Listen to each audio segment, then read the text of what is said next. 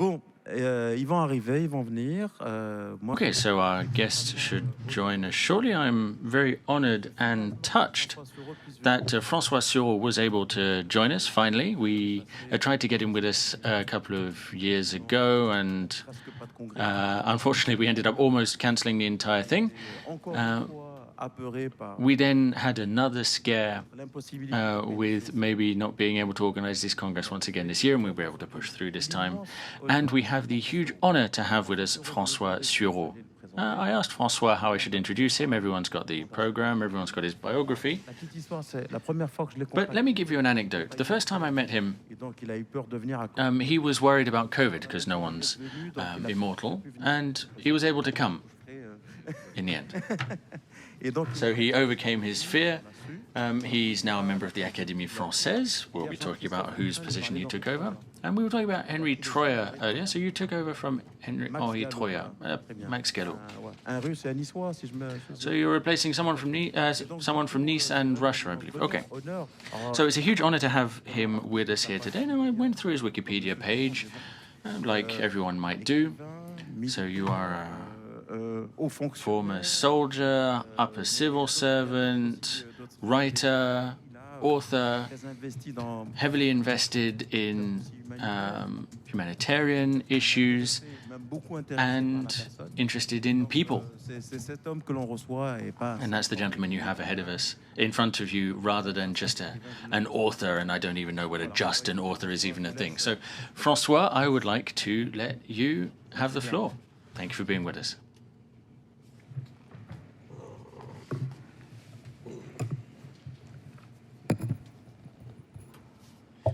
Ça marche, oui, on m'entend. Alors d'abord, everyone hear me? Merci de cette invitation. Je suis spécialement content d'être. Now, I'm particularly happy to be with us here today because this is the first time that I'm speaking within a venue that was very important to me when I was young. This is the idea of a congress. Now, my father was a doctor, and sometimes he'd travel away from the family to be at a medical congress. So congresses were these kind of mysterious place where there were no children allowed, but that were very important.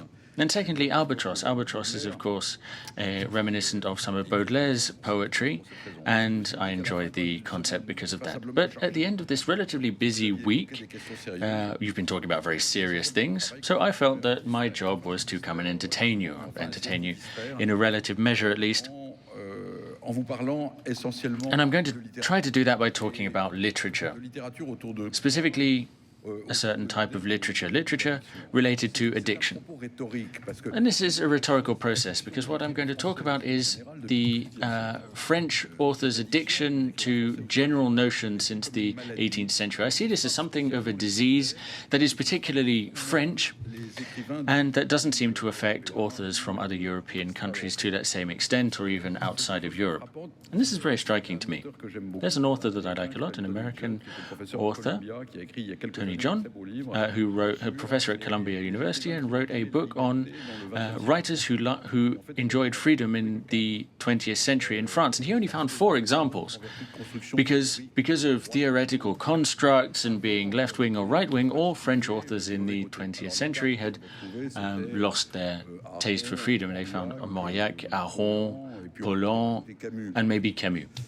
All of the other authors, when you look at them as a group throughout the 20th century, they either shifted into totalitarianism, be it left-wing or right-wing, due to a characteristic that seems to be prevalent in French authors, which is that literature seems to be part of an ideological construct to them, which is not the same thing as the way British authors or Russian authors see things, or even German authors, and I'll be coming back to that later.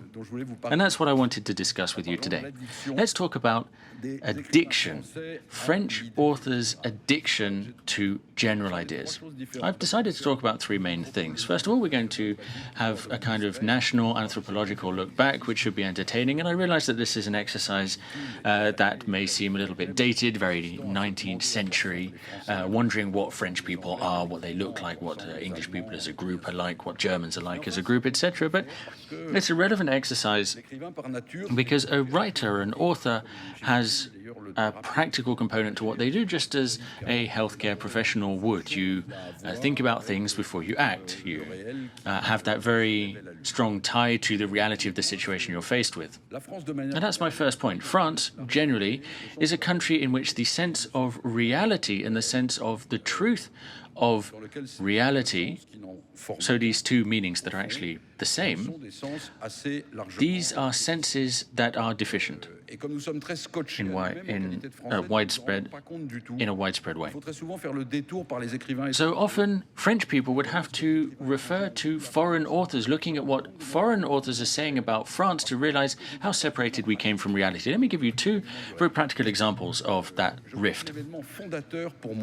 I think that the cornerstone of my understanding of the rift between French authors and reality was the burial of François Mitterrand. Now, for the funeral of François Mitterrand, former French president, I was in a cafe, I was watching TV, and it was on TV.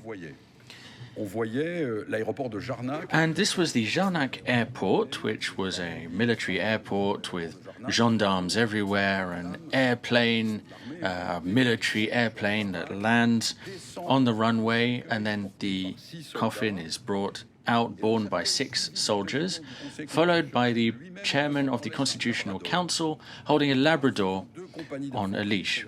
And they parade the coffin in front of a colonel, a flag, and 340 soldiers. So you've got this coffin being paraded in front of 350 soldiers, colonel, the president of the Constitutional Council, his Labrador. Fine. And then the speaker on the TV channel said, as they often do during these big national events, said, President Mitterrand requested this very simple ceremony which could have been used for any French citizen. So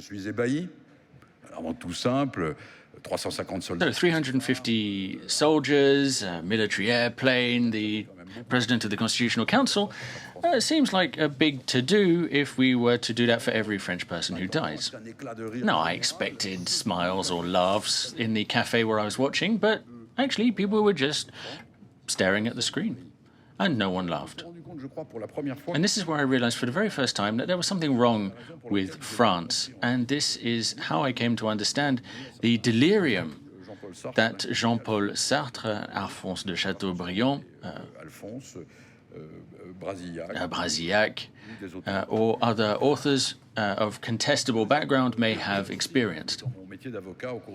As a lawyer over the last 20 years, I have been an activist for human rights as part of the League for Human Rights, fighting for public freedoms in the simplest sense of the word. And over these last 20 years, working on this, I would hear a lot of ministers and magistrates state that something was or wasn't compatible with our nature of a country of freedoms. And that was striking to me because, as a student of history, I know that France is not a country of freedom of rights. France is the country of the Declaration of Rights, not of rights. If you look at France in a very neutral, objective way, you realize that we have had some periods of freedom between 1788, which was the abolition of censorship and torture, up until 1782, 83, roughly, and 98 or 92 or 93, rather. And then from 1793, rather, everything went downhill.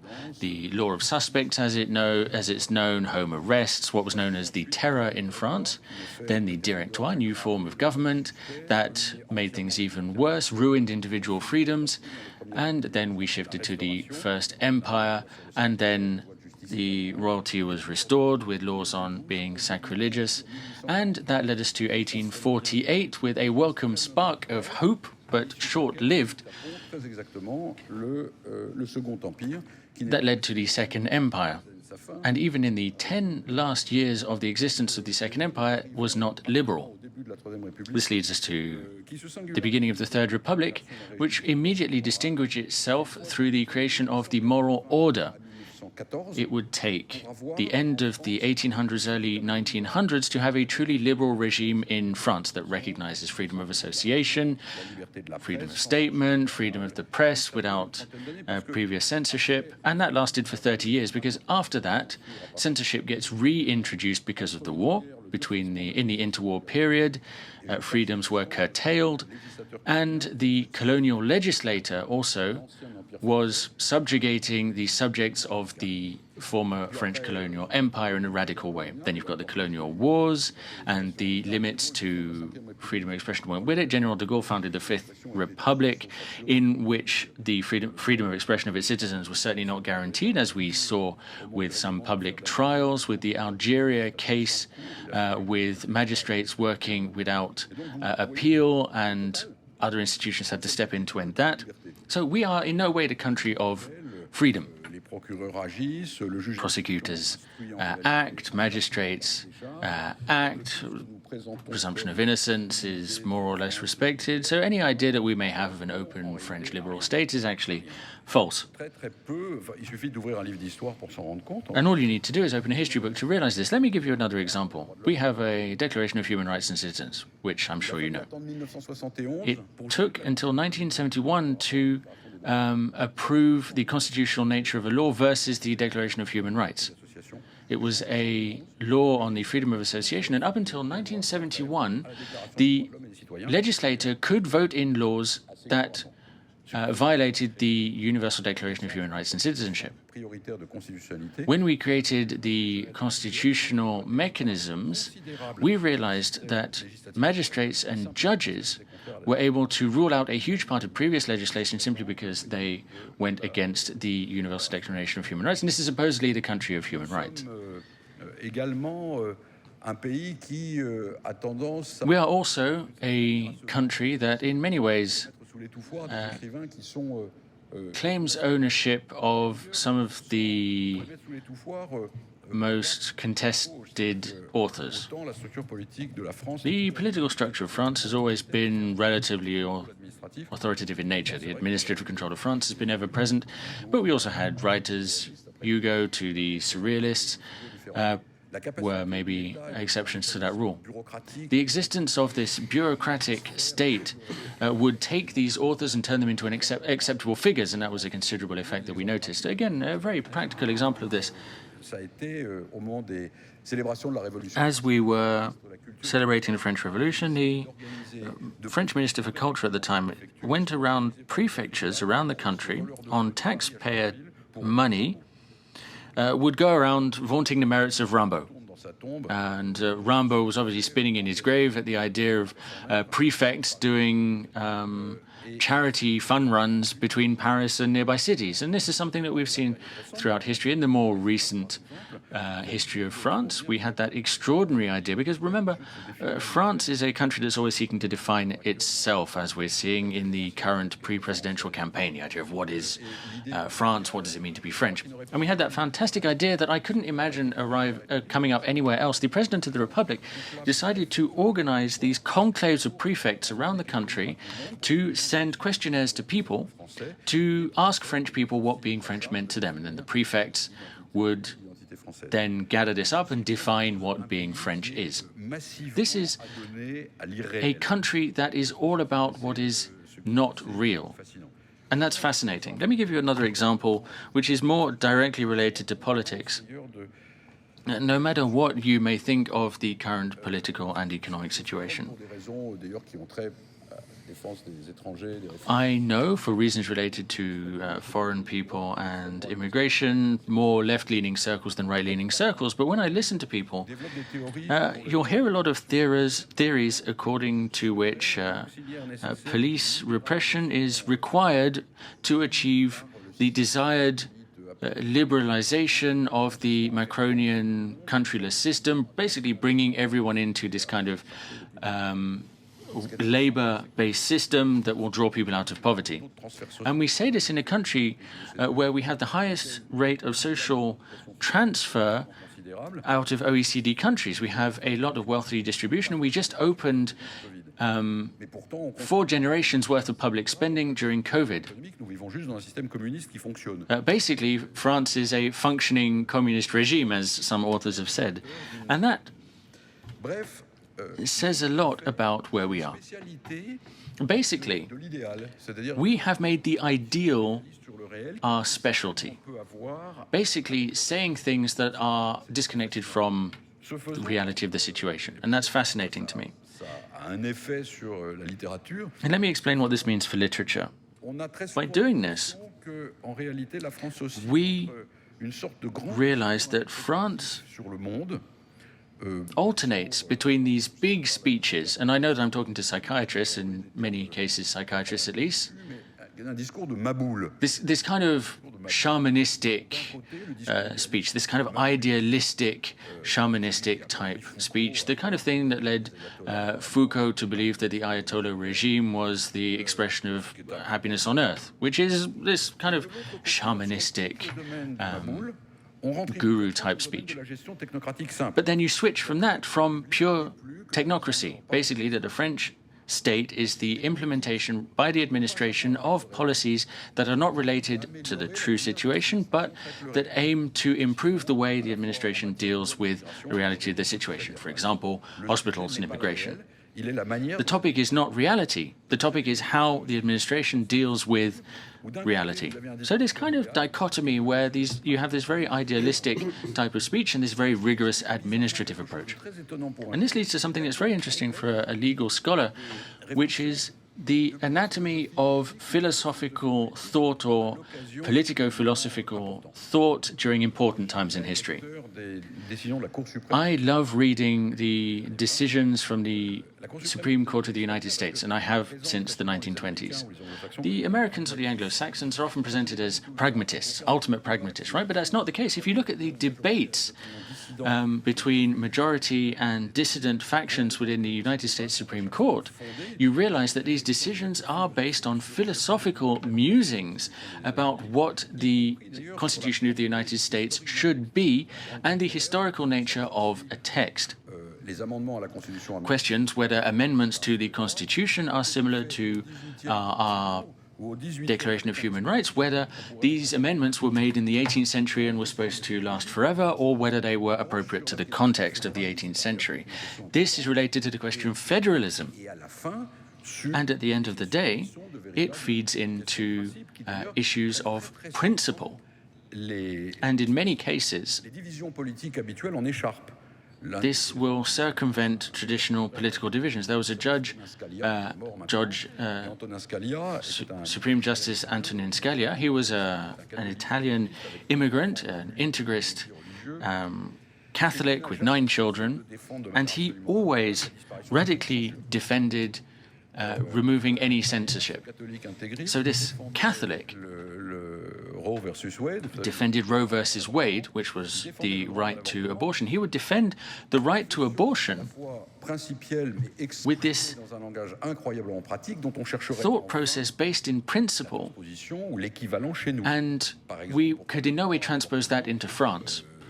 When it comes to the right to abortion as part of a trial that asked the question, when does life begin? Scalia exprime dans une opinion Antonin Scalia said in a dissident opinion commencement de la vie. that the issue of the beginning of life is that there's no reason to believe that the 9 judges on this court know better when life begins than any person living in Kansas that you might call up to ask. Qui à la fois In France, we're looking for something that has this clear philosophical substrate, pratique aussi but also has real-world practical implications. That is our national nature, so a country that is hugely disconnected from reality. que ça a sur les écrits What does this mean for writers then? And what does this mean for the way en qualité d'écriture. how throughout the 20th century the role of authors changed? Let me give you 3 case studies. The first one is the French writer that goes ahead and says something despite themselves. This is Henri Michaud, a surrealist author. Henri Michaud was Belgian, C'est extraordinaire. which is an extraordinary thing in and of itself. Il est belge. He's Belgian, right? Tant qu'il est belge, When he was Belgian, he traveled to Asia and he published a fantastic book called A Barbarian in Asia. d'une certaine manière, This book, in some ways, contains some very funny observations on how dirty the Brahmins were, how obsessed with sex the Buddhist monks were, very real things. You may or may not agree with what he said, but these were opinions. Simon Leys, the great Far Eastern scholar, who was also Belgian, saw that there were very big differences between the two different publishings of The Barbarian in Asia when he was Belgian and when he was French for the second one. When he was Belgian, he said things as he saw them. Once he had become French, having become a member of this idealist state, having realized the importance of what he says as what we'd call today political correctness, he removed all of these practical observations from the book that he wrote when he was Belgian. And that says a lot.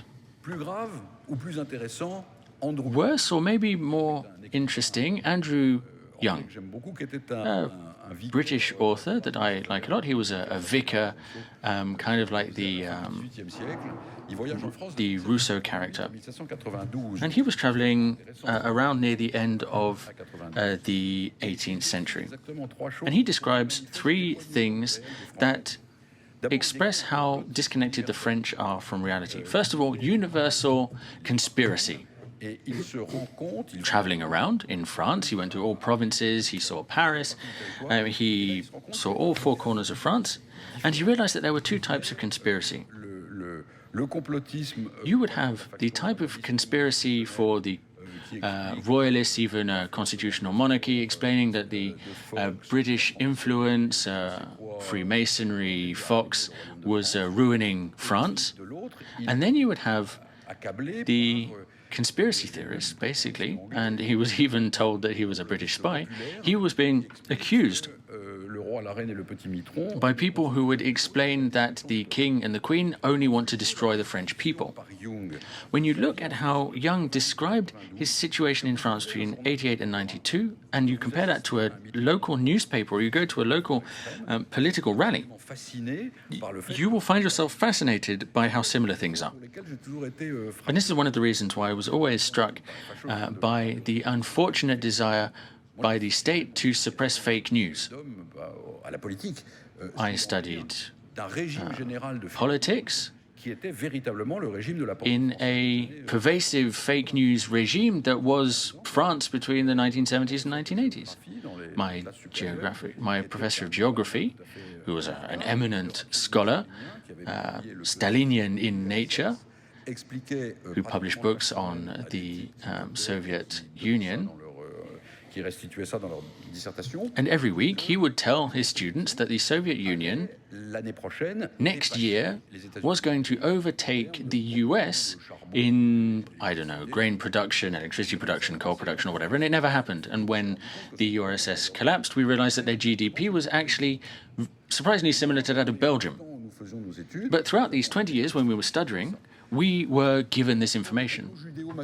You've got the Judeo-Freemasonry conspiracy on one side, you've got the monarchy conspiracy theory on the other. Basically, we're still in this Jungian 18th century vision. And then you've got how technocracy tramples over the ideal. Hugo, for example, worked on reforming situations to transfer the way in which we transferred merchandise around France, for example. But the way they went about this, for people who wanted to modernize the system, was to relegate the people to being a big lumbering monster that doesn't know what's good for him, and doing good for the people despite the people. And this was an English observation that communes were important at the time, local parliaments, debates, local systems in England that we had and that France didn't, and even since the revolution, we've not yet been able to create that kind of grassroots political involvement.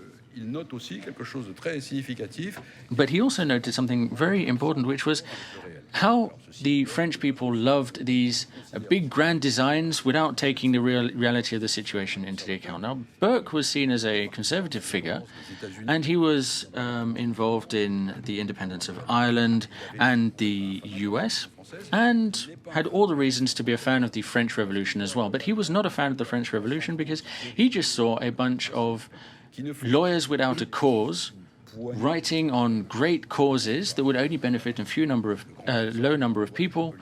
One example of that being the Le Chapelier law. People always talk about the French Revolution as social progress. It was only social progress for the bourgeoisie, because under the previous regime, the corporation system took away from the bosses the right to set the salary of their employees working for them. The revolution reinstored that, and then that right was then curtailed later. And Jung saw this very clearly. The author Clemenceau was a brilliant mind, and after he stepped down from power, traveled around Latin America. And he described the prison system over there. And the prison system is interesting because that's a great way to see what a society thinks of itself, what a society is saying about itself in many ways. And Clemenceau went about comparing things. And he came to the conclusion that at the end of the day, we don't care about the way we do things. For example, we declared universal rights, including freedom of thought, speech, expression, and then 6 months later, we were building a guillotine on the Concorde Plaza. If we take this another step further, there's a scene that is very important to me. This was the Kravchenko Trial in 1949. The Kravchenko Trial is very interesting. Do you remember Kravchenko? He was a Soviet high civil servant, upper civil servant, working for the United Nations, who fled and asked for political asylum in France. And he wrote a book, said, "I chose freedom," in the middle of the Stalin period. So he published this book called I Choose Freedom, and that book immediately got swept up by radical movements. And there was a trial against him for insult by a bunch of neo-Soviets. And the French Communist Party as well took him to trial. So you've got the trial of I Chose Freedom, which is an amazing trial, and Georges Izard defended Kravchenko. Georges Izard was a great lawyer at the time. So what happened was that there was no place given over to what's real in this trial. There was a queue of people. All of the high French intelligentsia was queuing up to insult Kravchenko. Simone de Beauvoir, Curie, Bourgeois, half of the Collège de France took turns, despite not understanding anything about the Soviet system. A few of them might have done some road trips. And they were all here telling us that everything was great in the Soviet Union. Margaret Beuber-Neumann, the daughter of a German communist who'd been given by Hitler to Stalin, and who had just spent 5 years in the Barraganda prison. And she was part of that small group describing the reality of the Soviet Union, that it wasn't working. In the room, there was an amazing person, someone that I have a lot of appreciation for, Arthur Kessler.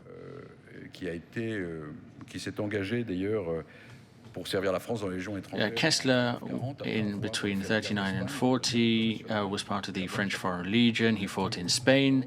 He escaped death by the skin of his teeth, and then deserted the Foreign Legion because they wanted to send him to Algeria rather than to fight the Germans. He got involved in the resistance, came back to France, and in 1946 set up in France because France is his favorite country after all. And Kessler spoke at numerous occasions to defend Beuber-Neumann and Kravchenko during the trial. If you read the papers from the time, it's fascinating. Modern Times, the newspaper, said, "We do not know what's going on in the URSS," 13 or 14 years after Boris Souvarin's book on Stalin. Esprit, which is a magazine, not a neo-communist magazine, but rather a Christian workers' book, under Manuel Mounier, said, "Whatever you do, whatever you say, we will not clusterize." The violence that was displayed at this occasion against the defenders of Kravchenko can barely be imagined today. Remember that Gide, the archetype of the calm French bourgeois, beyond his sexual proclivities that would have required courage, was otherwise a non-controversial figure and wouldn't wade into politics. He, however, wrote two great political texts. He pointed the finger at what was being done in the Congo and the URSS. He was part of the anti-fascist Writers' Congress in Moscow, and when he came back from that, he had a radical hatred of the regime. So this is written on the day of his death. The pederast fascist is dead, the perfect poet of the decomposition of man. This is a cadaver that died again. Imagine that being wrote about someone who passed away. So Kessler purchased the rights to the Zero and the Infinite and bought a little villa near the Seine, near Paris. I've actually visited it. And a magazine, L'Humanité, published a picture of that home with a red arrow over it saying, "Kill him," basically. And this meant that Kessler had to flee France, had to run back to England from 1950 onwards, and ended up committing suicide in 1965 after having written "The Ethics of the End justifies the means will lead us to our end," and a treatise on moral void. So, in fact, the way that French intellectuals, and especially writers, because maybe since philosophers by nature who build systems come to imagine that you should take Marx as corrected by Lenin, and Armand said it was Hegel corrected by thriller novels, and maybe Heidegger, Carl Schmitt. You see where their errors are, but these are systematic errors of people for whom the exercise of systematic thinking applied. But for writers, it's more surprising, and in fact, it was a real national addiction. Take Rousseau's system, which is a system which culminated in a sort of hypertrophied idea of the general will, and it is poles apart with the intimate expression of Rousseau's feelings as expressed in the Confessions or Reveries, and so it's quite weird. And at the other end of the political spectrum, take Chateaubriand. He wrote his whole work trying to restore a theocracy, writing with great talent, not about the journey from Paris to Jerusalem, which is equivalent to the Rêverie d'un promeneur solitaire by Rousseau, but the genius of Christianity. And it's also the way the writers in the interwar period switched to totalitarian designs. Some of them switched to totalitarianism in a... because of their life experiences, like Giono. Giono was not a totalitarian collaborator, but he was highly marked by the First World War. He wrote The Great Herd, a wonderful book, and though he had some far-fetched theories about salvation via the return to the land, and also absolute pacifism that led him to Munich, naturally, and then as naturally, he wrote at the beginning in a collaboration newspapers, and he was a strong traditional figure. Take also Orwell. Orwell was radically different. Orwell experienced misery and poverty in down and out in Paris and London. He went through the Spanish War with anarchists in tribute to Catalonia, and he experienced the colonial empire as a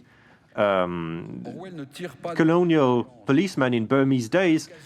He didn't ascribe to a transformative ideology to perform good on earth. He didn't ascribe to that, and he wrote very sarcastically about the idea of defiance vis-a-vis the way ideas, especially political ideas, can harm people. And that is reminiscent of Forster, the writer of Passage to India, a great writer, English writer of the 30s.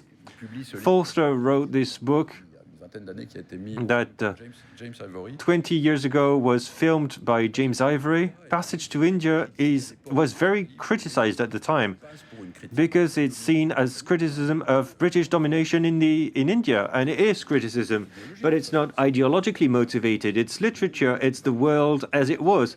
He was interviewed on the BBC and asked, well, whereas a French writer would have fallen for the trick, isn't that a condemnation of British imperialism? A French writer in the past or today, if asked about a fiction story, they would dabble in politics, either to show their ideas or to embrace an ideology. And Forster said, I have no opinions whatsoever on British imperialism for a simple reason. And what is it? The interviewer asked, and he said, it's very simple. For me, most Hindus and most British people are shit people. And this sentence may seem indifferent, but it's not at all, because it's evident of a concern for something else that you can find in Tolstoy and Dostoevsky when faced with the imperfections of Russian society of their days. Where's that come from? The fact that, in a way, we're so ideologized with this addiction to ideology. I think that there are two reasons. I'm keeping an eye on my watch. I think there are two main reasons for that. The first reason is, I think there's a sociological reason. If you look at reality, you need to look at reality to understand France, and if you look at reality, you see our country in a different light. Contrary to what people say about the Judeo-Christian roots and so on, France is a de-Christianized, almost radically de-Christianized country, apart from nativity scenes and so on. We've been de-Christianized since 1710, 1720, probably before that. Why so? Well, it's very interesting to see that. Probably this is a consequence of the religious wars. Religious wars were absolutely devastating. You tend to forget that now, but think back to what's said in Montaigne or Montluc or authors of the day to realize the radical break between two sides that embraced the same gospel, the same text, who said that they were part of the same philanthropic philosophy by Jesus of Nazareth, and who started objectively criminal activities over nearly 50 years, and that radically so. And so Nietzsche saw in religious wars the start of political liberalism, skepticism, the fact that you are listening to other people's opinions, preferring debate over fighting, and so on and so forth.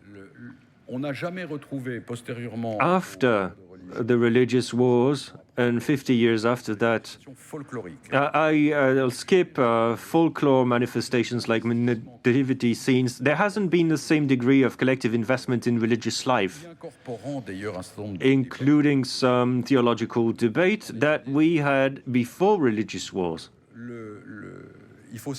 Keep in mind that when you're looking at France's religious history, it's quite interesting.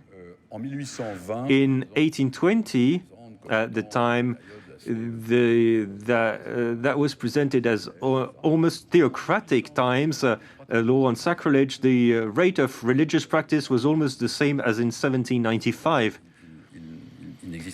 It was almost non-existent anymore. And so half the population in Paris got divorced between 1790 and 1820. That's huge, absolutely huge. So the idea that is very widespread and very often discussed of a country that would be a beacon of Western Christianity, where things would have gone pear-shaped because of Marx, Freud, and Nietzsche, is absolutely not borne out in historical realities. But since nature abhors a vacuum, French people looked for other guides, because we needed guiding lights, and there were lights. So they invested the government with the burden of guiding them, but the government is seen based on a theological principle, as central, vertical, and at the summit for Britain or an American, not as marked by the consequences of religious wars. Negotiations between the state and religions are more easy, and this government is not seen as what can guarantee the salvation of a divided society.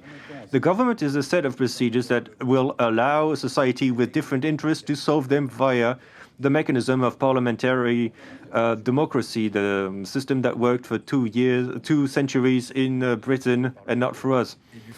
And it's a combination of a parliamentary system and federalism in the US. It's not at all that for us. Rousseau came to present a construction which runs against the theories of Montesquieu, Voltaire, and Tocqueville, a theory in which the unity of a nation is achieved via the culmination of a government that is expressed by a general mysticism that can never be described. And that's our theory of government that we apply with the grandiose version, de Gaulle as the supreme guide, and a grotesque version, someone going onto the radio waves and saying, wear a mask, no, don't wear a mask, and so on and so forth. So you've got both the grandiose and the grotesque. So from the purity of the state to technocracy, but it's always been oscillating between the two. Probably around the religious wars, we stopped thinking that confrontation could result in collective social progress that would allow us to go forward in history. We're still waiting for a revelation, and this revelation is brought forth by the state. And to reproduce biblical divisions, I'm talking about the Old Testament, of course. The revelation cannot be entirely based on state institutions. And so the law also has a prophetic dimension that was removed from clerics and given to writers. It started with Voltaire, and the main figures are, of course, Hugo or Zola. The Dreyfus case is, in fact, absolutely fascinating because both movements clashed.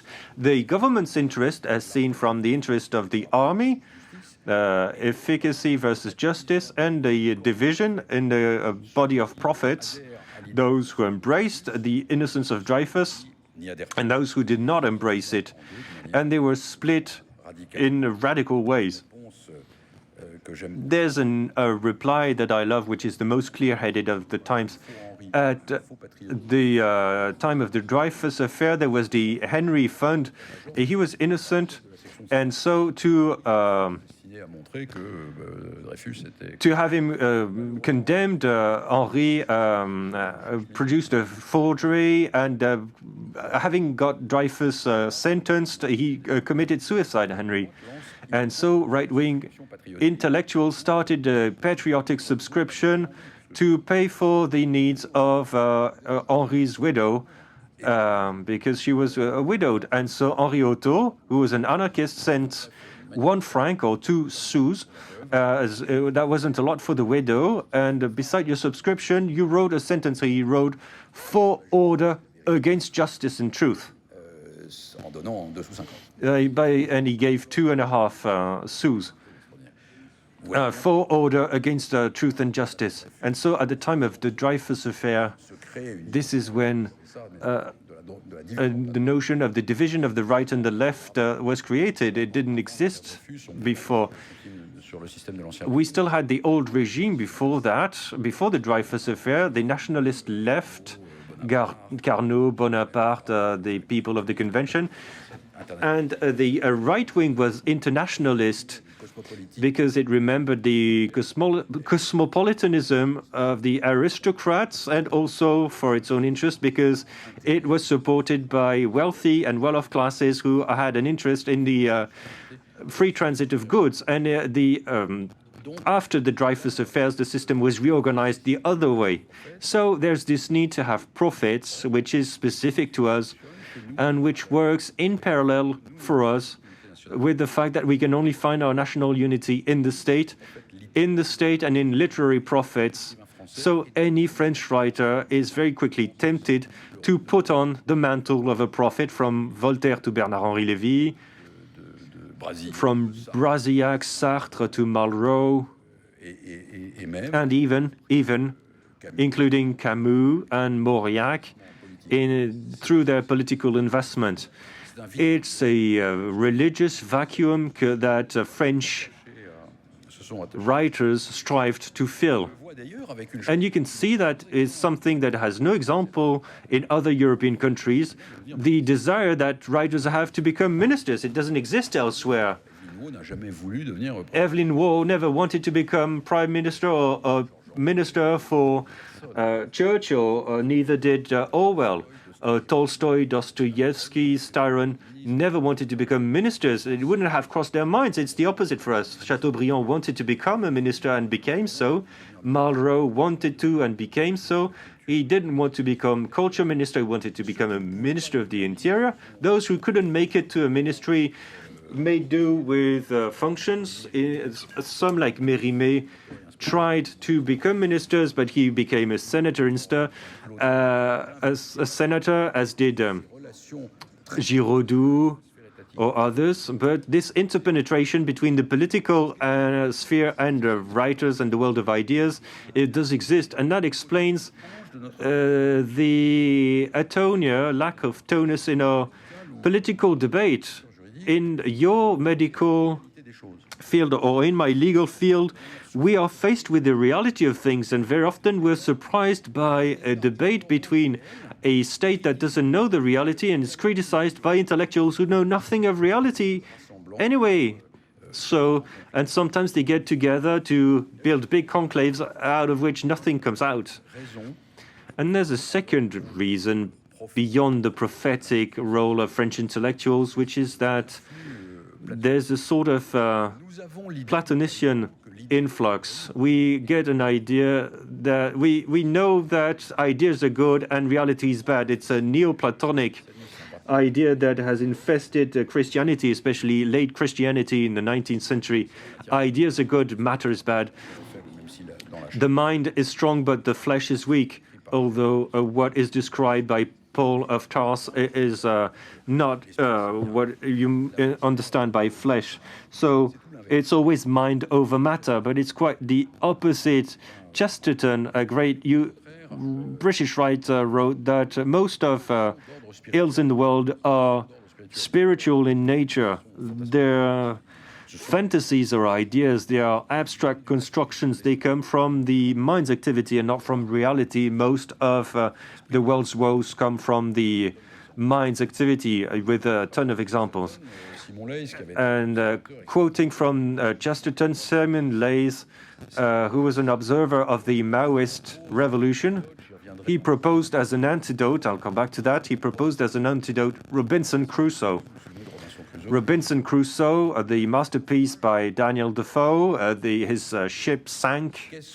And what does Robinson Crusoe do to survive? He doesn't devise a theory of shipwreck or what design of maritime navigation led him there. He does what he needs to survive. So in the ship's hold, he finds canvas, nails, Dutch cheese powder, a few useful things, and it brings them back to shore. And for Chesterton, this was the safest antidote to ideological madness. And this is also something that was taken up by Kessler and others. When Simon Leys described in Ombre chinoise et les habits neufs du président Mao, describing the realities of the Cultural Revolution in China, between 20 and 30 million dead at a time when almost all of the French press was full of praise for the Chinese president. He didn't say that. He said that with systematic exploitation of reports from refugees arriving in Hong Kong, as compiled by a great guy called Ladany, he simply described what was happening. It wasn't ideology, but describing what was happening is specific to a great number of writers. And this is something that French writers tend to forget very often because they're driven by the idea that unhappiness is coming from reality, whereas in general it's coming from ideas. Now you've said that. That's a scathing portrait of our country. Now you wonder how you can cure it. And I think that if you read literature, a certain type of literature that escapes this phenomenon, that helps you heal. What are the 3 ways to heal? And there I'll attempt direct therapeutics. You need to pay simple attention to facts, unlike Chesterton. The writers that I'm the most fond of, although they transfigure facts in the sort of personal phantasmagoria, like Balzac, they are very sensitive, like Stendhal in Trips to France or Victor Hugo. And this is not what we like the most in all writers. Hugo was a great writer. Proust is not great. Revel proved it via a theory of time that was, or a perception of feelings that was fuzzy because of Bergson, but he was a great portraitist and very often extremely funny about his day's society. Chateaubriand, people remember him because of a sort of romantic melancholy, the Combourg Moors, but where Chateaubriand excels is the concrete description of the political personnel of the Revolution and the Restoration. He is scathing, and he cannot be surpassed in that. Something that really strikes me is that when you look at the landscape of current literature, you get the impression that, in a way, this dimension that might unite the attention for reality and political principles is completely missing. There's a lot of autofiction, as it's called, and a lot of ideology. But the mixture of the two, a weird animal in which both Stendhal and Balzac and also Hugo were excellent, this is something that does not exist. And at the opposite end, you've got Orwell. I'm really fond of Orwell, who wrote that the reason why people of my species understand the situation better than experts is not our talent for predicting specific events, but the ability to grasp in what sort of world we're exactly living. What's funny is that he understood the totalitarian system so well that when Soviet dissidents wanted to translate Animal Farm into Russian, they wrote to Orwell. They wrote a letter written in Russian because it seemed impossible to understand, impossible to even consider that someone who was so acutely aware of the concrete realities of the totalitarian system did not speak Russian or did not go to Russia. That's the greatest homage that you could pay to a writer. Similarly, when Orwell talked about the fetid small orthodoxies vying for our attention, vying for our soul, I love that phrasing. That shows how much he despises. He described the realities of life in Burma amongst the most destitute and existence during the Spanish War. That shows why he has such disdain. He says, what I'm sick about in left-wing people, especially intellectuals, and let me add that, that's for my own chapel, that also applies to right-wing people who are no less inclined to similar ideologies and substance. Although they have different forms, it's simply that the bar is not the same. What makes me sick about left-wing people, especially intellectuals, is their absolute ignorance of the way things are happening in reality. It struck me already when I was still in Burma and I was used to reading their anti-imperialistic literature. And the man writing here is an author who is very often seen as far left, almost an anarchist and violently anti-imperialist. Stendhal in his Promenade en France and Flaubert with his masterpiece Bouvard and Pécuchet, for this reason, cannot be surpassed. I don't know whether you recently read Bouvard and Pécuchet. It's an absolute masterpiece. You can no longer look a minister in the face or read the newspaper without seeing the figures of Bouvard and Pécuchet in your mind. People who constantly switch from one idea to the next by investing these ideas with considerable emotional charge, but totally in vain. And this is the bedrock of our sociological life and political life in this country. Simon Leys once again talked about the fact that the authors who were the most similar to Orwell were the authors of Zen Buddhism. For instance, a young disciple asked an old monk, "What is the Buddha?" Well, you might imagine if you asked a French intellectual who's a Buddhist, or the equivalent of a Buddhist question to a non-Buddhist French intellectual, they'll answer with a theory that justifies their interests.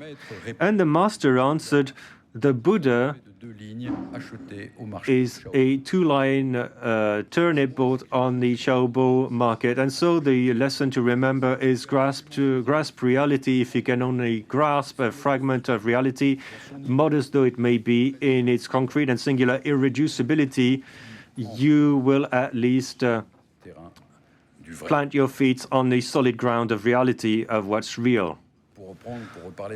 And to talk about Chateaubriand again, I love him. Chateaubriand is very interesting in that, because when you read Mémoires d'Outre-Tombe, in pursuit of a Christian identity of France, there were two major positions between a theodicy, Bossuet, the world acts via divine providence and based on categories of writing, and that's the idea by Fesneau. And the absolute denial of political theory by Chateaubriand culminated in his defense of freedom against the king, although he was his most fervent supporter. It's rooted in this idea that the attention to things is absolutely what should be maintained above all. And then there is a third attitude, which pulls apart with the attitude commonly found in a majority of French writers, which is to base yourself on compassion and mix real compassion and the specificity of concrete situations. One anecdote. I haven't met so many considerable writers in my lifetime, but 20 years ago, roughly, an old friend of mine, I'll talk about that because he wrote a great book about depression. An old friend of mine said, well, we were invited for dinner with my wife, and he said, well, it's difficult. I've got a fairly elderly American friend who is profoundly depressed and with whom I spend all my time when he's in France, and I can't leave him alone. And I said, well, if you want to bring him over, bring him. And so, okay, I'll ask him. And then there was a ring at the door, and she came with this elderly gentleman. And there was a woman serving at the table And so I saw her leave the room when she saw this old man. I'm half deaf, so I couldn't hear his name. I don't remember people's name, and I couldn't see, and I couldn't remember his face. He was an old man. And so the woman left and came back with a book called Sophie's Choice, asking him to sign it. It was William Styron. And I didn't know who that was. We were quite impressed. So we started discussing with a few friends, and Styron was there. And he said in English, well, explain why you haven't had any literature in the last 30 years. I tried to say a few stupid things about the relationship with reality. He thought 30 seconds about it and told me, well, in fact, you've got two problems. There are no black people in your country, and you don't believe in democracy. And so what he meant is that there are probably black people in your country, but you do not care about their concrete life, and you do not believe in democracy as a process to improve human nature as a whole. You believe in neither. And so that's what I was saying at the beginning. With the tendency for the utmost majority of our writers is to care about general ideas and to despise concrete reality, and not try to use ideas to improve reality. That's why out of 20th century writers, one of the greatest, not a French writer, but a Belgian writer, Georges Simenon. Georges Simenon, for me, is the master of attention to reality, because when you read his work, I recently reread all the Maigres, and it struck me, literature acts as a revealing factor for reality. It's never a way to present a general thesis. If you read Simenon carefully, you can decode a part of the world as it's built under our eyes in a much more effective way. In Simenon, for instance, it's clear that evil is absolutely everywhere, that there's no exit, that the universe, the social universe, is a Brownian universe which is agitated and impossible to understand. It smelled like beer and sauerkraut. There were too many people in a rush loaded with luggage who ate or drank too fast, calling for waiters with their eye on the big luminous clock of the station. And for Simenon, people are convinced of the opposite, that it all makes sense when it doesn't. What struck him in the past, what imbued him with romantic fever, was this constantly moving crowd, the discouraged, the resigned, those who let things go downhill. He learned to know them. He was not impressed by those, but the clean ones, the decent ones, those who struggled to swim above the pike, to let themselves believe that life existed and life was worth living. Once you're aware of this social universe as described by Simenon, you can start using it, and even use it as citizens, because it brings you some extra clear-headedness. And in some practical areas that I encountered in my professional life, legal institutions, what Simenon says in letter to my judge, it's not a theory of justice asking whether under the empire of the proletarian dictatorship things will improve, or if we had the same criminal law as in the Middle Ages, there would be fewer rapes in the Paris banlieues. In letters to my judge, he simply explains the reality that before crime there is no criminal. Before crime, there are no criminals. Letters to my judge is a work in which a criminal writes to an investigative judge explaining his life. Before the fateful acts, he was just an ordinary citizen. There was this fundamental question. But for 20 years, we've been thinking the opposite. We created the crime of individual terrorist enterprise, any number of crimes. So you're suspected of taking action even before you've taken action.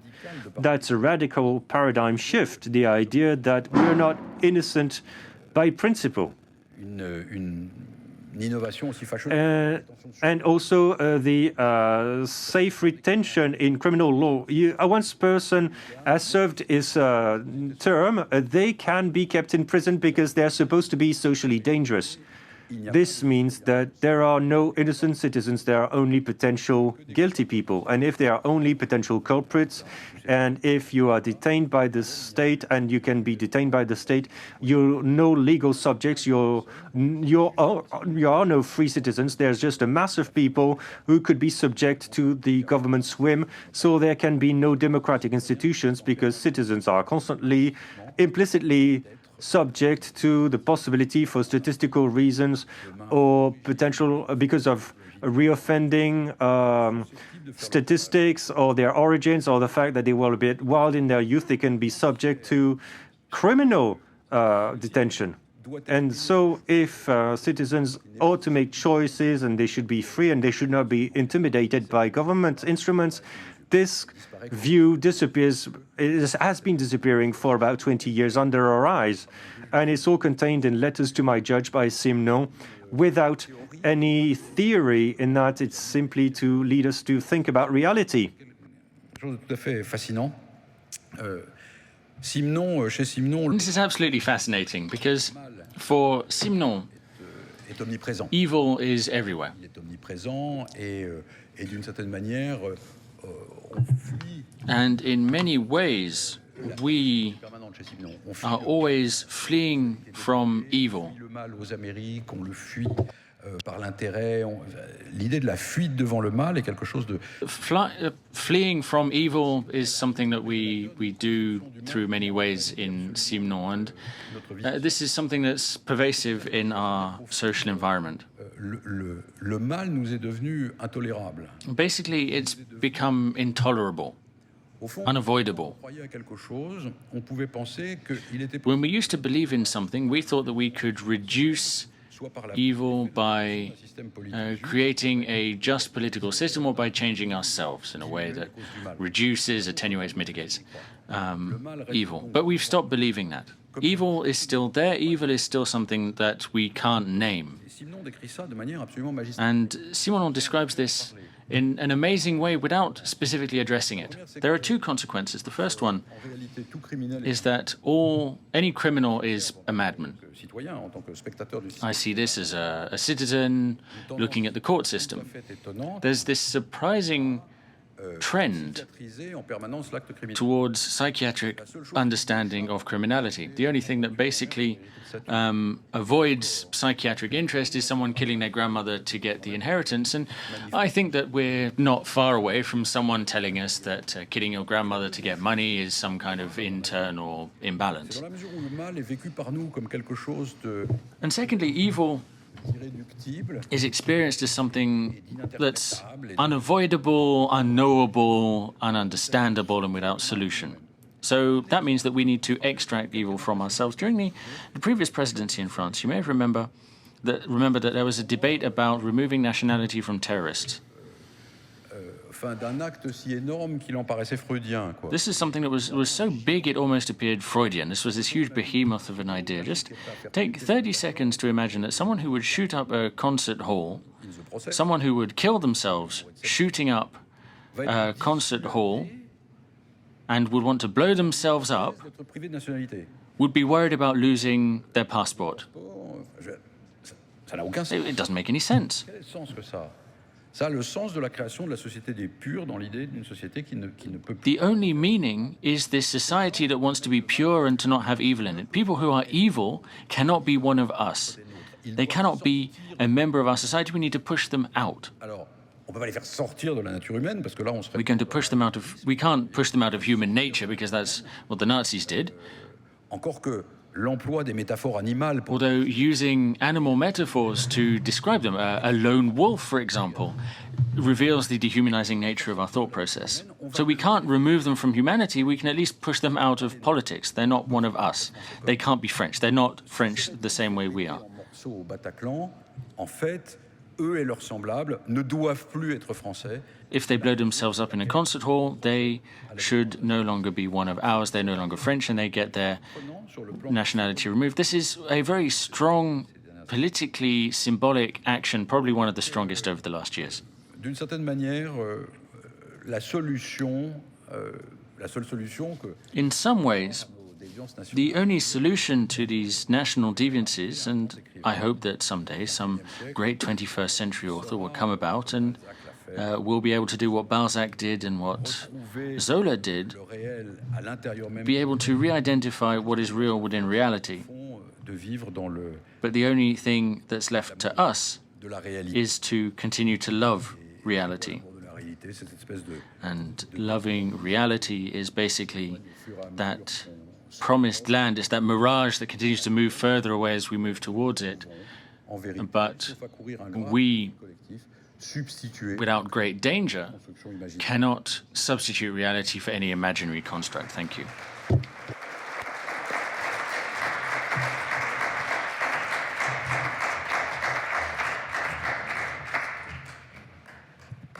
Merci beaucoup, François Sureau. Thank you very much, François Sureau, for that journey through history and the abstract with a soft landing in current affairs and reality.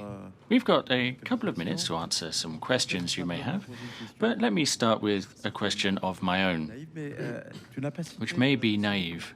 You didn't quote Céline. I wanted to get your thoughts on reality according to Céline. It's funny that you would say that, because I actually intended to speak on this. Don't worry, there are doctors in the room. Okay, I speak better standing up.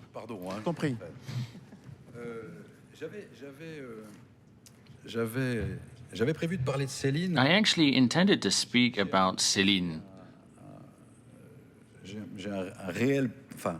C'est difficile à dire. Il y a chez Céline. It's difficult to explain. Céline est un écrivain du réel. Oui. Il est un écrivain du réel. Céline is an author of the real. We saw this at the beginning of his career. Compris sa thèse Vie et mort de Philippinas Semmelweis avec la phrase finale. His treatise Life and Death. Tout se paye. With everything has a cost in life and good costs more, which is an extraordinary thing to say for someone who then went on to do what he did. Et pour moi, encore plus, le Céline d'un château l'autre sont véritablement. C'est un écrivain de la transition. Céline truly is an author of the changes in reality. I'm not a huge fan. I don't agree with the theory of little music and that kind of thing. But reality is certainly present in Céline. What I exactly described, somewhere along the road, reality was subverted by unequivocal explanations. The Jew, as with Bernanos, the fool leads the world. Céline uses the Jew as Bernanos uses the fool. But when Céline used the Jew, he was much more culpable, much more guilty than Bernanos using the fool. So there are some things that I like in Céline, but also there is great danger. Parce que en m'interrogeant sur Céline, j'étais retombé. By reading up on Céline, let me see if I can find it in my notes here.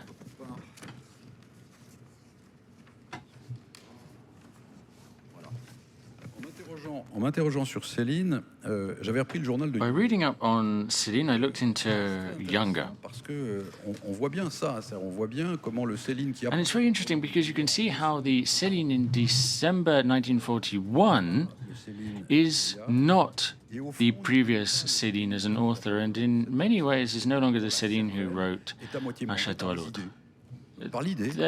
His brain has been eaten by ideas. L'après-midi, c'est le journal de Junger en décembre 41. L'après-midi à l'Institut allemand russe. So on an afternoon, amongst other people, for various reasons, when the newspaper was published in 1946 or 7, Céline was still a refugee in Denmark, and not wanting to give more ammunition to his accusers, changed his name, and then went back to Céline. He is described as heavy-set, but alert in discussion, or more exactly, monologue.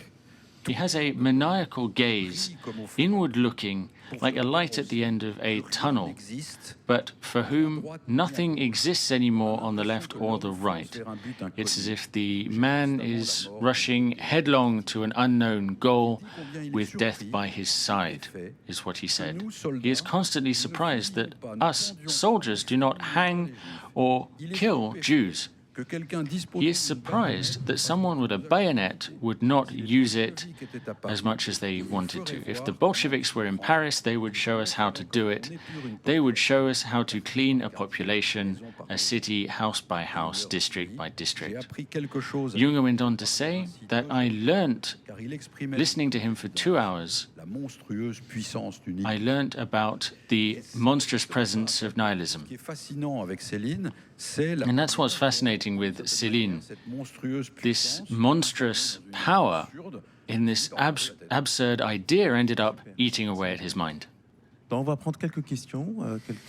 let's take a few questions from the room, for those of you who may want to ask a question. Can we get a microphone?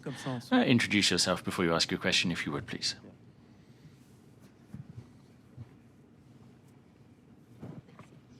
Bonsoir, je suis Doina Diana. Good evening. Je suis psychiatre. I am a psychiatrist on a liaison mobile team. I don't know whether you know what that is, but maybe we can explain. So I work with patients in a general hospital, and I work with patients with psychiatric disorders. Thank you for the quality of that speech. So you mentioned suicide in two great authors. You mentioned Rue du Cherche-Midi, this cell. Now, I didn't know that there was a prison, Rue du Cherche-Midi, in Paris, but apparently so, and the other one in Paris, in London, sorry. So my question, what would you have done if you were alive at the time to stop it? Because we often ask ourselves the question of what we could have done after the fact. What could have been done to prevent the widow to have to face this? That a great man, after years of eminent authorship, would end up taking his own life. Why should we not commit suicide? That's a question that I ask openly. When Kessler committed suicide, he had cancer, and he felt like he'd succeeded in life. And it was quite a beautiful suicide in some ways. He wrote, I move towards death with an acute understanding not of faith, but of the ocean of life, similar to when I was in front of a firing squad in Spain. And that feeling has accompanied me ever since. Basically saying that whether he were to die then or 3 years later, it would make a difference. And I'm not sure that I would have been the one to knock on his door and say, don't do it, you'll make people around you sad. There's more of an issue for his wife. He married one of his students, Cynthia Jeffries. And we found the suicide note next to him, and she had written something as well,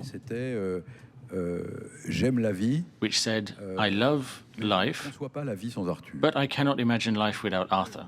C'est assez difficile d'aller leur dire, bon, voilà, il peut y avoir une vie sans Arthur. Peut-être qu'il y a des gens. Quite a difficult pitch to go and tell them that there's life without Arthur Kessler. Qu'on peut rencontrer à plusieurs reprises. And this is something that we encounter at numerous occasions during authors' lives. Now, I'm not talking about Nerval's suicide, and Delay wrote a fantastic work on that. But how about Monterland? Monterland shot himself in the head, leaving a note simply saying, I'm going blind and taking my life. Garrigue was the same. You have someone who's come to the end of their mortal existence, deciding to end it themselves. Je préfère laisser face à ça une espèce de grand point d'interrogation ontologique. I think it leads to some kind of ontological question more than anything else. Je vais même aller plus loin. Je sais que pour avoir des amis psychiatres and I've got friends in psychiatry, and my daughter is a psychiatrist, and I understand that this notion is surprising to psychiatrists, but I believe that suicide at the end of life is something that I would consider if I didn't have religious beliefs against it. I would see no issue with that. The Romans didn't have problems with suicide. Many people don't have issues with suicide. The only thing that leads me to think that it's a shame is that particular superstition that is mine, which probably speaks more to truth than the lack of superstition in other cases, because as that great quote said, I've seen what men who don't believe in God believe in, but I would have been a terrible doctor. I would have been handing people revolvers. Well, this is philosophical, but would the lawyer in you have said the same thing 20 years ago on suicide? Yes, absolutely. I have no doubt about that. The only niggling issue from a legal standpoint is not suicide, but rather the form of suicide that is euthanasia, so an unconscious person. As anyone would, I ask myself the question, especially as I've seen this in my surroundings. Vous savez, quand on donne des instructions aux dossiers, d'involonté, là, je sais pas comment ça s'appelle. I can't remember what this is called. These kind of clauses where you say, if I fall sick, then finish me off. But anyone who's been with a sick person in the final years of their life, even if they would have said that 10 years before, they actually end up experiencing something existential in nature due to pain. And I think that that judgment ceases to be valid. Où la grande spécialité était de pousser les vieux dans le feu, histoire de pouvoir en hériter plus vite. Bon. And this is nothing to do with finishing off an old relative to get their inheritance or their house. Kafka said that we need to look at other people's lives with as much respect as the doors of hell. And that's true for me as well, on some of the more dramatic questions, such as the one you asked. D'autres questions? Any other questions? Oui. C'est bon? Oui. Vous êtes d'où? C'est qui? Pardon. Bonjour, François de Roche. My name is François de Roche. François de Roche, je suis médecin dont je m'occupe du dopage. I'm a doctor working on drug use in a French hospital. I'd like to, just like my other colleague, thank you for the high quality of what you said. This really is the cherry on top. This is the dessert course after this Congress. But I do have a question on abstraction and French authors now. Maybe I would be a little less critical of them, saying that there's no dreaming without abstraction, there's no suspense, there's no beauty in some ways. And somehow, abstraction should be given over to authors. Abstraction, however, does become dangerous when it is used by politicians, by journalists, and we've been seeing this in public space over the last 20 years or so. You mentioned it yourself. You may have intentionally avoided the unhealthy political climate in France. I believe that there are laws in France that shouldn't exist because they single people out. Il faut, et je vous accorde également le fait que la France s'est déchristianisée. And I do recognize that France, since the 1700s, has lost its Christian nature. However, all writers, all ideologists today, people that you'll see on TV, people who you'll hear about, and entre parenthèses intellectuelles, sont devenus people of the Judeo-Christian intellectual environment, quote unquote, fight against the emergence of a new religion called Islam, and that's really regrettable. If we really want to achieve social peace, regarder cette comme vous l'avez abordé, c'est-à-dire We need to look at things as you have. que cette je reviens sur la laïcité, sur les And this is related to secularism, but I don't have time.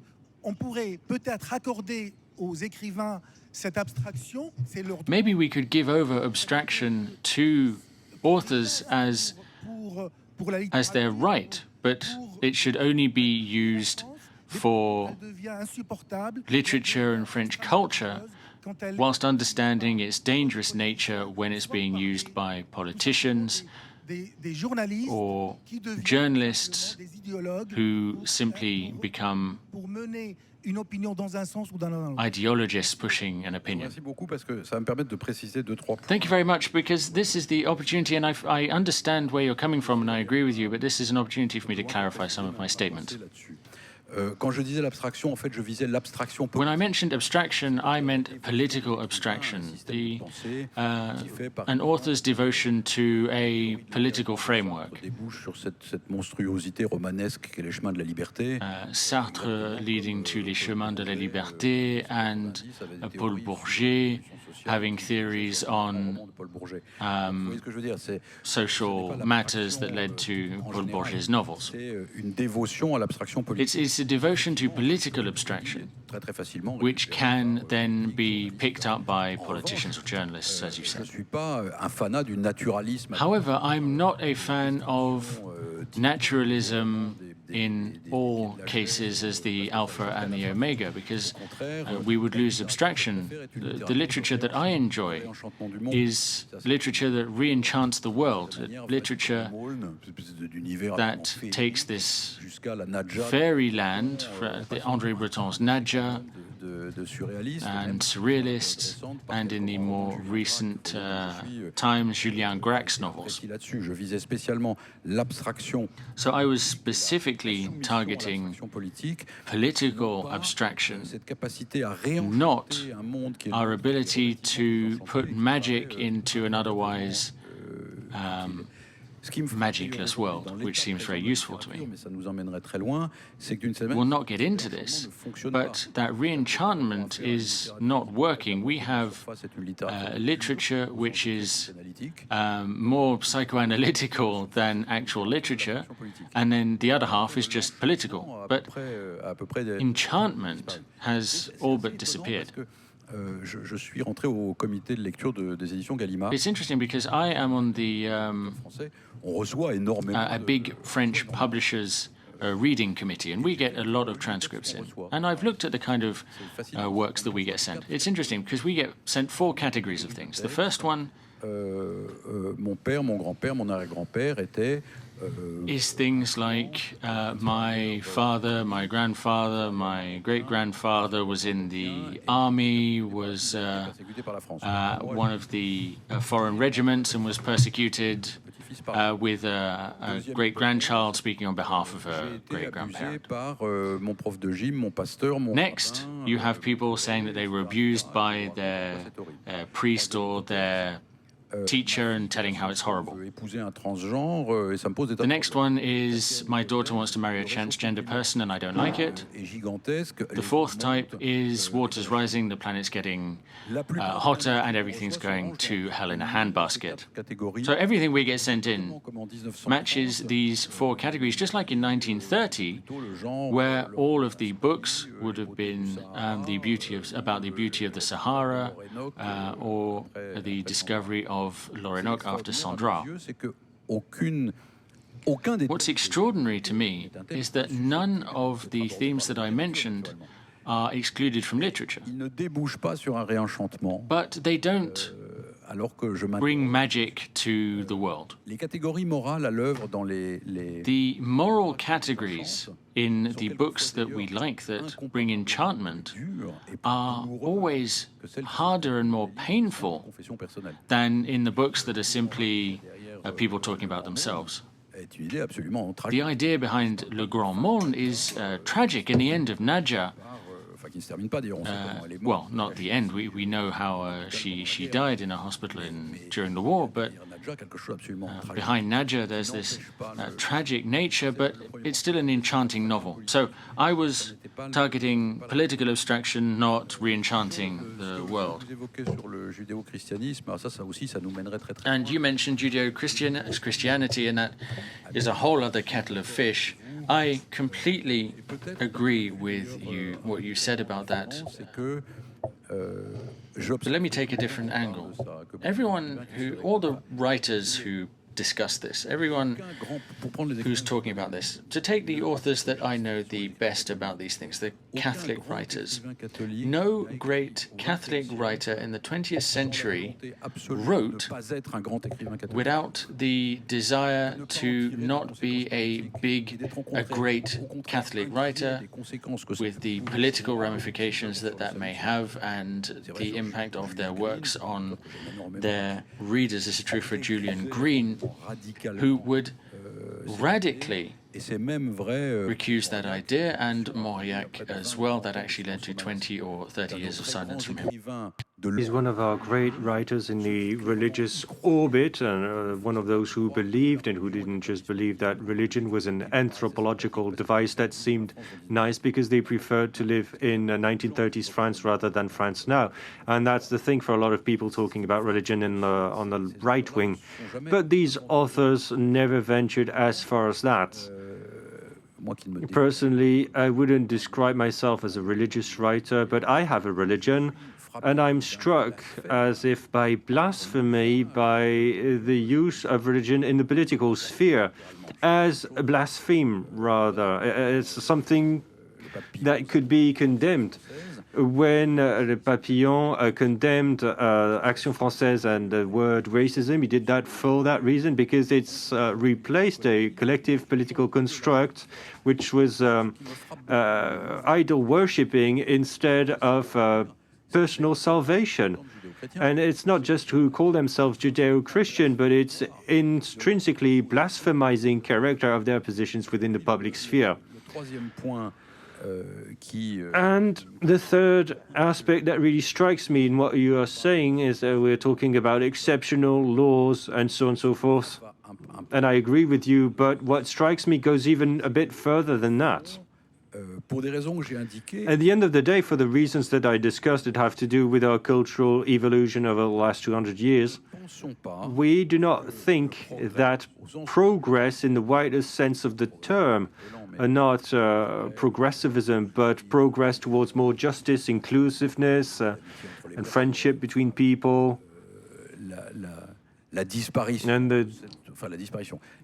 the erosion of fact that this incredible amount of evil described by Freud at the beginning of the future of an illusion, the fact that it's been concealed, we forgot that it could come from the free confrontation of opinions in the public sphere with specific democratic devices like representative democracy. We stopped thinking that, if we ever thought that at all.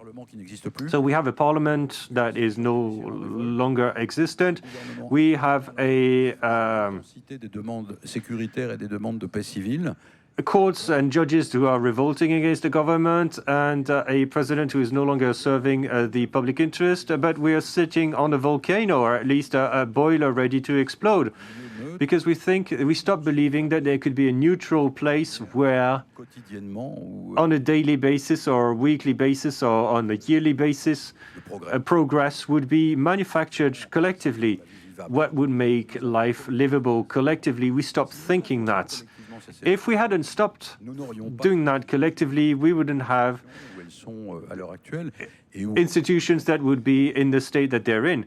And because no political responsibility is exercised, when citizens want to criticize or complain about their politically irresponsible system, where ministers are only responsible before the prime minister, and the prime minister is responsible before the President, the only way is riots, as with the yellow vests, or criminal lawsuits against Buzyn, for instance. But I don't believe in the fable of a government that is guilty versus an innocent social body, because we're all responsible for our constitutional arrangement. Thank you, François. Over to you, Bernard. Thank you for talking about Simon Leys, because he was the one who demythified the proletarian cultural revolution that was lauded by writers like Philippe Solers and others who survived that very well, whereas Simon Leys didn't get the glory he should have. I'm thinking about the terms of the debate between a writer who cleaves to facts and another one who cleaves to his work. Where's this debate amongst current writers, you mean? Well, I'm struck by the fact that, well, that may surprise you on my part. Everyone's got their own literary preferences, but I think that it does exist and it's not that common. I can see 3 examples in current literature. Jean Rollin, the writer of Frontières Belges and Journal de Gangs Aléoutiennes, he wrote a book called Pont de Bezons, Bezons Bridge. He was wandering under the bridge of Bezons and describing what he saw. So there's both a description of a very mixed social life in terms of origins and living standards around the Bezons Bridge. Bankruptcies, urban spaces, and what have you, with great tenderness and stylistic irony that is similar to Proust's. And it really does re-enchant the world. There is something to be found in Jean Rollin's work. That doesn't compare at all, but I also think that there's something in Sylvain Tesson's work, in his literature of flight, fleeing away, that's reminiscent of Sandrard, that says something about the unbearable character of our current life. It's a writer that I'm fond of. And the third one is Édouard Louis, Pour en finir avec Eddie Bellegueule, who says something as well. The unadorned truth and reality. And he says that with pain but without resentment, and to me, this is quite valuable. And then, I mean, each to their own. Last question. Well, it's funny because under the Bezons Bridge, this is where the bodies of the Algerians massacred on 17 October, this is where their bodies washed up and they were paid tribute to by the president. Dr. Balburn, I'm a psychiatrist and addictologist. A question similar to my colleagues, the difference in viewpoint between a psychiatrist and physician and that of a writer around the notion of suicide. Couldn't there be a critical view of a writer's work if you abstract yourself from their political views? In psychiatry, we don't care about the sexual in medicine, we don't care about the political leanings or sexual inclinations of other doctors, although they have a lot of influence. And let's not even talk about Nazi experiments and the things that are subsequently used in science. You were talking about Brasillac. He seems to have been fallen into oblivion, especially for non-French people like me. And he typically illustrates someone who was executed because it was said that the quill is more dangerous than the rifle. But there are 3 main ideas in his writing. Before he started to, he was the chief editor of Je suis tout, his youth years, and then his later work that has nothing to do with politics.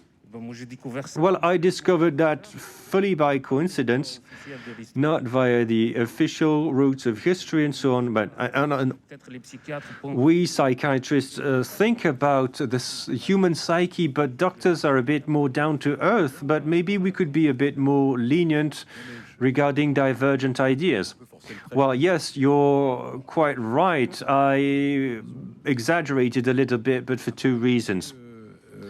The first is my personal inclination that says a lot about myself and not about literary history. For a very long time, I was quite sensitive to the writer as a figure, his life and his work. Faulkner falling dead drunk in a wheat field, Apollinaire, his life circumstances, and Sandrard and his life circumstances. And in my desire to love, I wanted to love both the works and the life of the writers. That says a lot about my immaturity and my naivete to project myself so much. But that explains that inclination. And the second thing is that my idea was dictated by a regret. The regret of seeing so many writers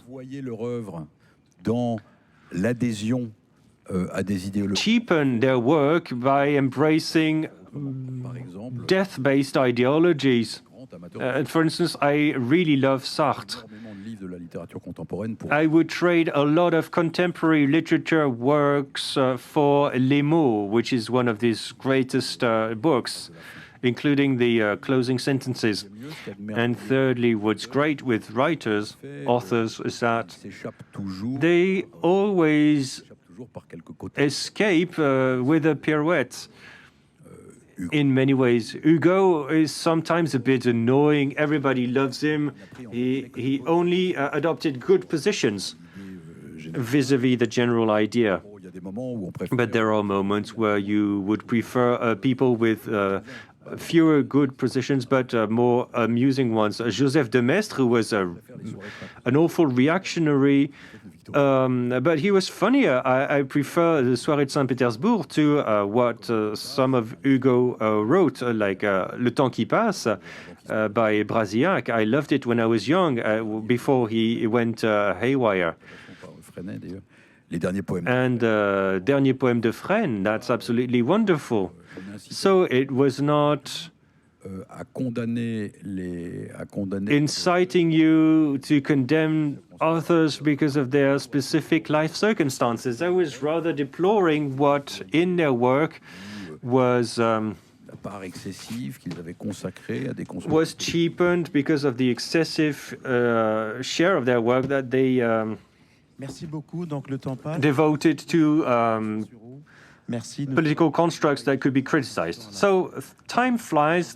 So thank you, François Sureau, for talking about the taste for abstraction in French writers for the last 2 centuries. So that was a distraction from hard science, and that was also a distraction from addiction. Please wait further 5 minutes. We'll close this conference. Please stay with us, François. I'll stand at the lectern, and thank you for this great talk that really took us places.